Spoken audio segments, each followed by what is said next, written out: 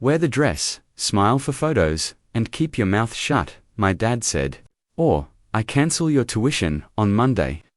I stared at the RSVP card for my golden sister's wedding and felt the fear hit. Then slide off. If he wanted leverage, he'd picked the wrong semester. The text came at 7:11 a.m. while I was packing for my Friday midterm. Dad, be at rehearsal dinner. No excuses. Family shows up. A second text dropped like a gavel. Your spring tuition is pending. Don't make me rethink it. I'm 21, a senior at state. Finishing on time with a partial scholarship and a campus job. Dad covers what the scholarship doesn't. He likes to call it investing in the child who listens. My sister Brielle listens. She also gets a custom dress, a ballroom, and a hashtag. I called him back. Dad, no discussion, he cut in. Your sister's day comes first. You will attend. You will not bring up your opinions. My opinions, I repeated, flat. The ones about the budget, the guest list, and your friend who doesn't belong in our family pictures, he said, making the word friend sound cheap. He exhaled. Nora, you already missed the shower. You won't embarrass your mother. He hung up. The line went silent like a slammed door. I looked at the pile on my desk. My work-study badge, a printed financial aid letter I'd been too nervous to open, and an email flagged urgent from the registrar. A week ago, a professor nominated me for a department grant. I hadn't told anyone. It was supposed to be good news, not ammo. Before we continue, please subscribe to the channel and write in the comments about which country you're watching this video from. Enjoy the story. By lunch. Mum had sent a color-coded schedule for the weekend. Rehearsal 5:30, photos 6:15, toasts 7 o'clock. My name was a footnote under family support aisle wrangler. Brielle texted a photo of her shoes, custom, Italian, not cheap, and added, wear something neutral so you don't distract. At 4:02 p.m., I went to the bursar's window and asked a question I'd been afraid to say out loud. If a parent pulls support after the ADD drop deadline, what happens? The clerk glanced at my ID and tapped her keyboard. Depends, she said. Sometimes, nothing. Sometimes chaos. Sometimes, a student's grant posts before a parent can make trouble. She printed a page and slid it through the slot. Yours posted this morning. I folded the paper without breathing. Grant posted. Balance, $0. It felt like a rope cut clean. I still had a choice. Skip the wedding and burn the bridge. Or walk into the ballroom with a smile and a back pocket full of facts. I thought of my mother's face in photos, the way she smiles tight and perfect like she's clenching a secret. I thought of my father's voice, heavy with the power of a checkbook. And I thought of the card in my folder now, the one that said paid in full. I zipped my garment bag, put the letter behind my ID, and texted my best friend Z, I'm going. Don't worry, I'm not a bomb. I'm a fuse with a timer. Timer set for when? She wrote. When he raises his glass, I typed. You'll know. The hotel ballroom smelled like flowers and money. A white sign said Brielle and AARON, rehearsal in curling gold. A second sign, smaller, said family only, and somehow managed to look at me. Place cards made a horseshoe around a fake marble dance floor. Mine sat by the service door with a tiny sticker that read Aisle Wrangler. Brielle's card had a satin ribbon. Dad's card had toast printed under his name like a crown. Mum kissed my cheek and adjusted me the way. You were just a crooked frame. Neutral lipstick, thank you, she said. Try to keep your hair behind your ears in photos. Dad pulled me aside by the ice sculpture. One weekend, he said. No speeches. No drama. No Nora causes a scene. I'm not a scene, I said. He didn't hear it. Brielle floated over in white, all spine and spray tan. You made it, she said, like attendance was a gift she'd given me. Remember no +1. You can introduce your friend to the family when it's appropriate. Appropriate, I repeated, steady. She smiled like a flash. Dad says you're covered for spring, she added, sweet knife, so try not to bite the hand. There it was, again the leash disguised as help. I excused myself and went down the hall to the business center. The printer spat out 3 pages into my hands. Financial Aid Award Department grant posted. Balance $0. Time-stamped 10:11 a.m. Bursa statement. Account paid in full. Spring registration secure. Registrar email. Congratulations on receiving the Hartman grant. Please sign your acceptance at check-in tomorrow. I slid them into a navy envelope and wrote, Dad, open when you toast across the front. My hands didn't shake. Not even once. Back in the ballroom, I found the banquet captain, a woman with a clipboard and a soldier's posture. Hi, I said. I'm Nora, the bride's sister. When my father stands to toast, could you please set this envelope at his place? I held it up. It's a short.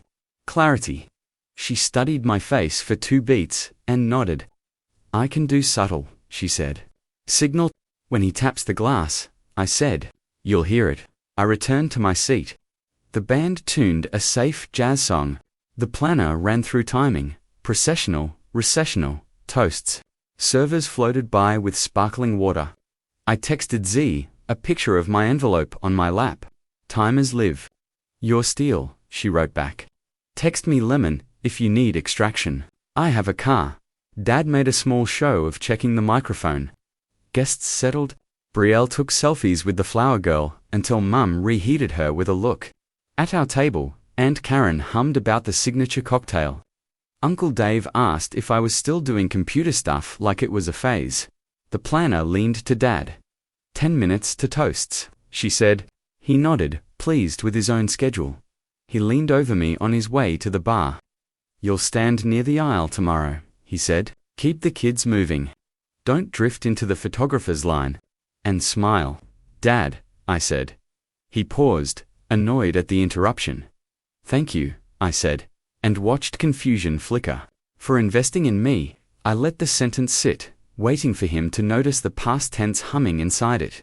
He patted my shoulder like he'd won something and walked away. The band faded. Silverware calmed. The planner raised a hand and the room obeyed. Dad stood, tapped his glass, and all the air in the horseshoe snapped tight. The banquet captain moved the way. A hawk moves no extra motion, placing the navy envelope beside Dad's water as he lifted the mic. To family, he began, smile wide, voice smooth.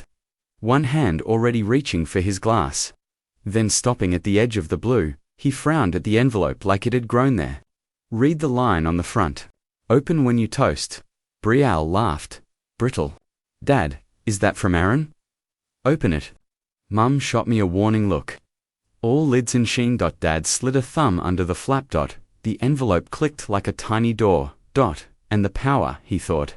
He held my tuition. My seat, my silence shifted an inch in the room. Like a picture straightening on the wall, his mouth tightened as his eyes tracked the first line. Balance, $0. He kept reading. The mic hummed, forgotten in his hand. The band blessed them, didn't rescue him. The clock he'd used to run my life hit 0.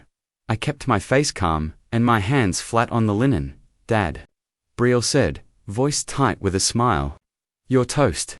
Dad's eyes moved like a scanner across the first page. Balance. $0, then the second. Account paid in full, then the third, Hartman grant. Acceptance required. His smiles stalled. The mic hummed in his hand. Brielle laughed too brightly.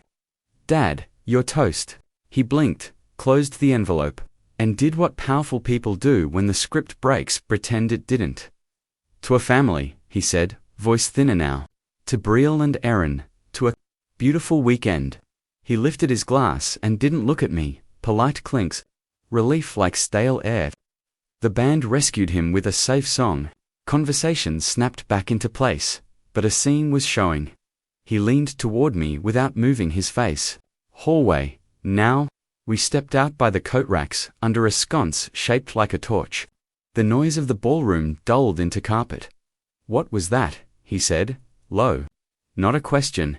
Information, I said. So you don't threaten what you can't pull. You embarrassed me. You tried to pull my tuition like a fire alarm, I said, calm. That's the embarrassment. He tapped the envelope against his leg. You still live under my roof in summer. You still. I also signed FERPA revocation this afternoon, I said. You no longer have access to my records, and the bursar marked my account independent for spring because the grant posted, you can't call anyone and undo this. He stared, not at my face, but at the part of the air where his leverage used to be. I kept my voice even. Here's how tomorrow works. I show up on time. I walk the aisle, wrangling like your schedule says. I smile in photos. And I bring my guest. You will not block the door. You will not tell the photographer to crop her out. You will be civil. His jaw clicked. No +1s for you. We agreed. You decided, I said. The coordinator has my guest's name now. She's on the escort list and seating chart. If you try to remove her, she'll call security, because that's what vendors do when grooms or fathers start making unilateral changes. Dev, his eyes narrowed. You went around me? I went through the person in charge of logistics. I let him see what I had left to show. I also emailed the officiant, if anyone interrupts vows or tries to eject a guest, mic's cut. Ceremony proceeds. That's in writing. For a heartbeat, he looked like he might yell. Then he remembered the door behind us and the people on the other side who believed he did not yell. He stepped closer. You will not make a scene tomorrow. I won't, I said. But I won't be erased. Those are different things. The door swung. The banquet captain passed, checking a list, pretending not to hear. Her eyes flicked once to me, then to the envelope in his hand, then away. She kept walking. He straightened his tie like he could straighten the night. You want independence so badly. Pay your own rent this summer. I planned to, I said. I have a paid internship, offer letters on my desk. Something in his face slipped just a millimeter. Just enough to see the edge of a man surprised the ground didn't obey him. He tried one last angle. Your mother is fragile. Don't upset her. Then don't, I said gently. Tell her tomorrow is about Brielle, not control. A server pushed the door with her back, balancing a tray of desserts. We stepped aside. Dad pocketed the navy envelope like contraband, put on his party face, and went back in. I stayed in the hallway for 8 breaths. Texted Z, green. She replied with a flight path emoji and a heart. See you at the ceremony doors. I'll wear the suit. I forwarded the escort list email to 0 for left Nora plus guest, and another to the coordinator, confirming my guest's name for the place card. Her reply came quick, confirmed. We've printed Z, Torres, see you at lineup. When I returned to the ballroom, Mum squeezed my arm too hard and smiled too wide for the camera. Brielle spun, glittering, gathering attention like a net. Dad lifted his glass at another table and made a joke that sounded practiced. I sat, ate exactly 3 bites. Drank water. Watched the second hand cross the 12 dot in the center of the room. The microphone stood where tomorrow's vows would echo. My father's leverage was still on the table. Folded into an envelope, mine was in the plank white, specific, already moving toward the church dot. The timer wasn't for his toast anymore, it was for the aisle. Wedding morning came sharp and bright. My phone lit before the alarm. Dad. On time. Black dress, hair up. No surprises. Coordinator Lena, confirming lineup Nora, aisle wrangler. Guest Z, Torres, seated row 4, left. Place card printed. Z, outside in 20, navy suit. Calm heartbeat. I arrived early. The church smelled like lemon polish and lilies. The usher checked a clipboard. Named, Noraharchi, plus, Z, Torres. He scanned. Row 4, left. He gave me 2 small cards to hand to the pew captain. The way you hand a key across a counter. Dad appeared from nowhere.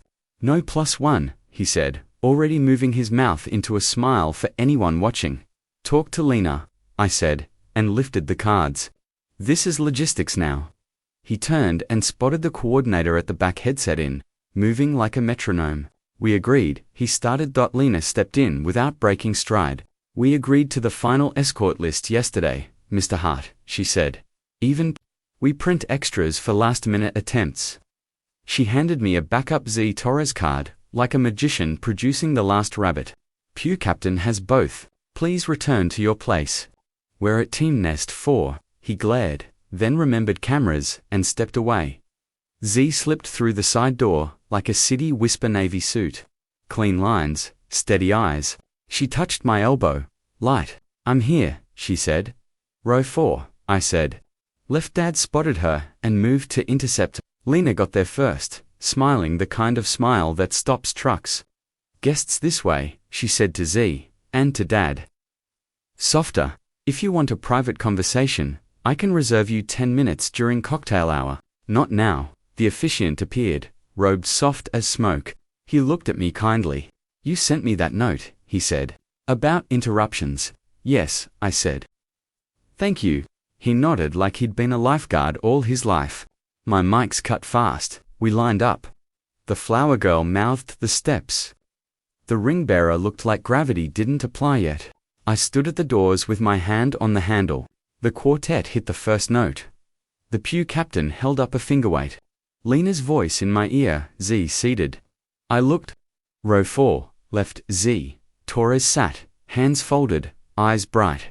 My lungs remembered how to work. Dad hovered near the aisle like a storm cloud looking for a shore. He didn't speak. He didn't need to. His jaw did it for him. I met his eyes. We walk when every guest is seated, I said. Simple. He stepped back an inch. It was enough. Doors opened. Music rose. We sent the room forward, one pair at a time. I counted beats and breaths. When the last bridesmaid turned the corner, Lena's voice snapped. Nora, go aisle sweep and seal. I did. At the back, Dad whispered to the photographer, family portraits, immediate family only. The photographer checked her shot list. Copy, she said. Immediate family includes both daughters and their +1s for frame B, per the bride's approved list. She didn't look at him again. Vows landed clean. Rings slid home. No one interrupted. When the officiant said, "Speak now," the mics went dead for half a second like a warning to the universe. Then, "I now pronounce you," applause ran through the pews like rain. Outside, bubbles instead of rice. Photos, the photographer called, frame B. Bride's parents, bride's sister Nora, Nora's guest. Dad's jaw worked. He didn't move to stop it. Z stood at my side, only touching me where the fabric of our sleeves met.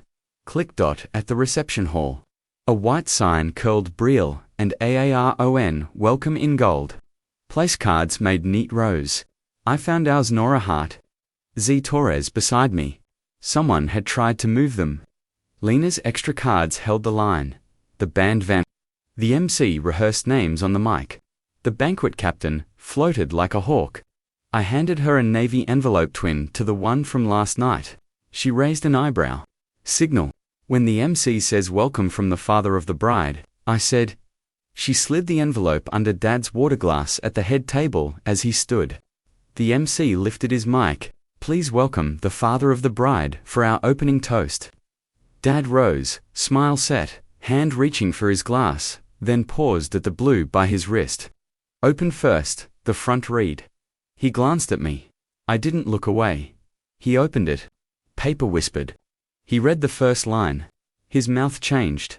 The room hadn't noticed yet. The band held a chord.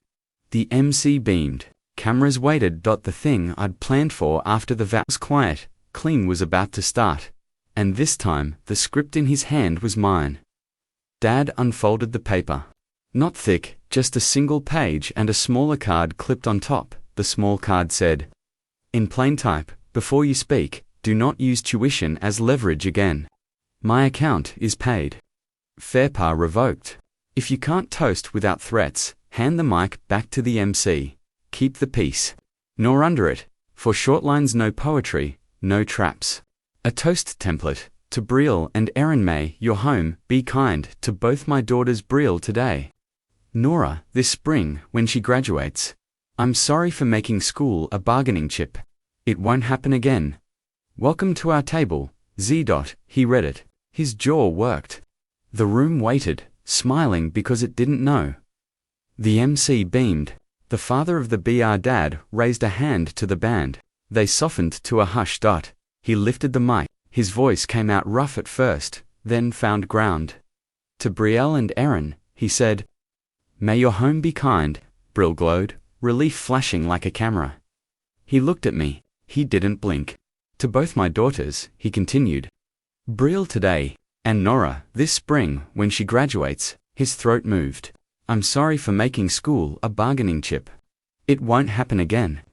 A small sound went through the guest's surprise, wrapped in approval. Mum's eyes shone and sharpened at the same time. He turned toward row 4, left and "Welcome to our table, Z." Z inclined her head once, like a pilot acknowledging clearance. The room clinked for real this time. Applause rose tentative, then certain. The band lifted the chord. The MC exhaled like he'd been holding his script underwater. "Cheers," he said, too loud, and the moment broke into silver and glass. Dad set the mic down.